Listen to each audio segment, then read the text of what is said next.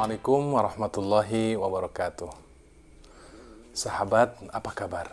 Semoga kita berada dalam kabar baik, kita dilindungi dan dibimbing oleh Allah Subhanahu wa taala. Pada kesempatan ini saya ingin menyampaikan sesuatu tentang seseorang dengan karyanya. Dia adalah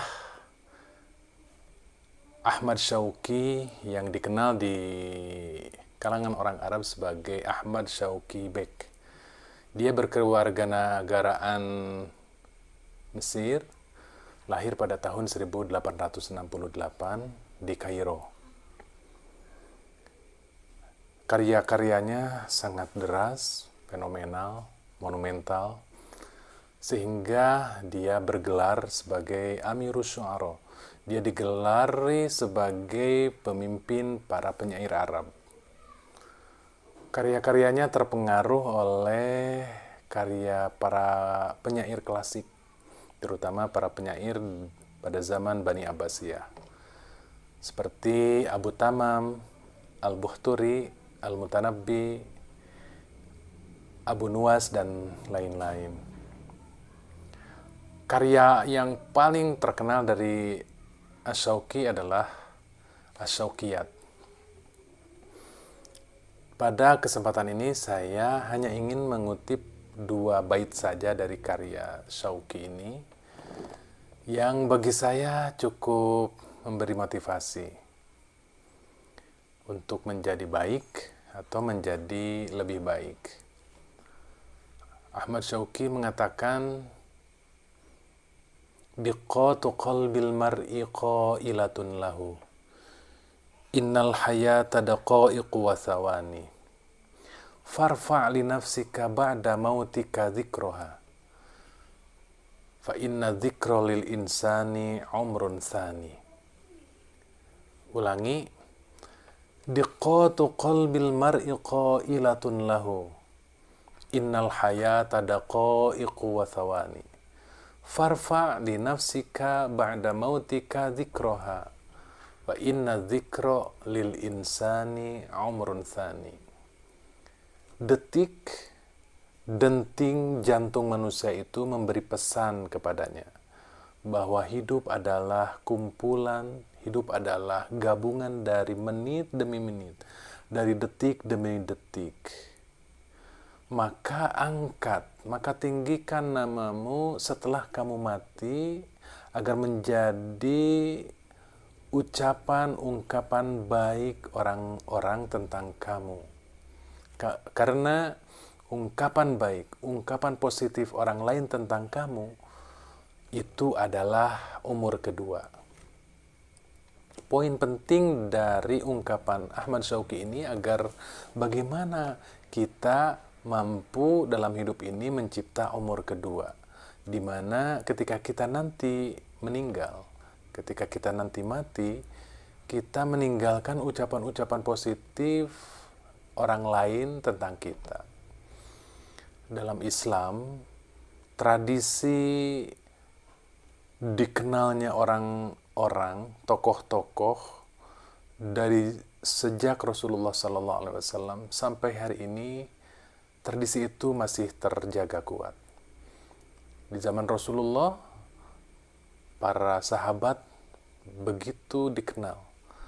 Sampai hari ini kita mengenal puluhan dan ratusan nama sahabat. Setelah itu, para ulama, para penemu, para mujahid, dan banyak profesi yang diabadikan namanya dalam sejarah. Mereka adalah tokoh-tokoh yang memiliki umur kedua. Indonesia juga sama. Dalam sejarah panjang negara kita, kita mengenal tokoh-tokoh pahlawan kita, tokoh-tokoh para ulama, tokoh-tokoh para pendiri bangsa, dan tokoh-tokoh yang telah mengorbankan nyawa, mengorbankan pikiran dan hidup mereka untuk kebahagiaan generasi setelahnya, kebahagiaan kita. Indonesia telah menghasilkan banyak tokoh yang sampai hari ini diabadikan namanya, misalkan menjadi nama gedung, nama jalan, nama gang, dan pada kenyataannya itu semua adalah umur kedua.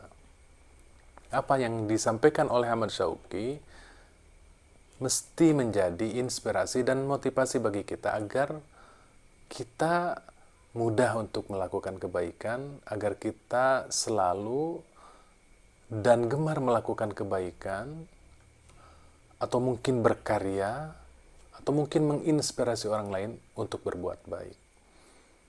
Mungkin kita termasuk orang-orang yang sering melakukan dosa. Bahkan mungkin kita juga adalah pendosa, kita ahli maksiat, dan kita berharap, berdoa kepada Allah agar dosa-dosa kita diampuni oleh Allah. Salah satunya adalah dengan terus melakukan kebaikan. Karena kebaikan yang dilakukan oleh kita itu merupakan kafarat dari dosa-dosa kita. Dalam Al-Quran disebutkan, Innal hasanat yudhibna sayyiat. Atau dalam ayat yang lain, وَمَنْ تَابَ وَعَمِلَ صَالِحًا فَأُولَٰئِكَ يُبَدِّلُ اللَّهُ سَيِّئَاتِهِمْ حَسَنَاتٍ. Dua ayat di surat yang berbeda ini memberi pesan bahwa kebaikan-kebaikan yang kita lakukan itu bisa menjadi kafarat, itu bisa menutupi atau bahkan mengampuni dosa-dosa dan kesalahan-kesalahan kita. Semoga. Nah, ungkapan Ahmad Syauqi ini mengajak kita untuk bergerak, untuk melakukan sesuatu agar setelah nanti kita wafat, kita meninggal, ada sesuatu yang menjadi ungkapan, ucapan positif orang lain tentang kita. Kita belum tahu apa poin-poinnya, kita belum tahu. Tetapi apa yang hari ini kita lakukan, yang esok hari kita lakukan, sebaiknya dikonsep agar menjadi kebaikan-kebaikan yang bisa jadi hanya Allah saja yang tahu. Karena banyak tokoh-tokoh juga yang melakukan kebaikan dengan ikhlas, tidak berharapkan sesuatu apalagi dikenang dan dikenal orang setelah itu. Tetapi karena baik, karena memiliki potensi dan perangai, watak, karakter yang baik, akhirnya tetap saja menjadi ucapan, menghasilkan ucapan, ungkapan positif orang-orang kepada kita, insya Allah. Nah, tentu kita berharap bahwa nanti ketika kita sudah meninggal, kita memiliki umur kedua. Amin, ya Allah, ya Rabbal Alamin. Demikian, Assalamualaikum warahmatullahi wabarakatuh.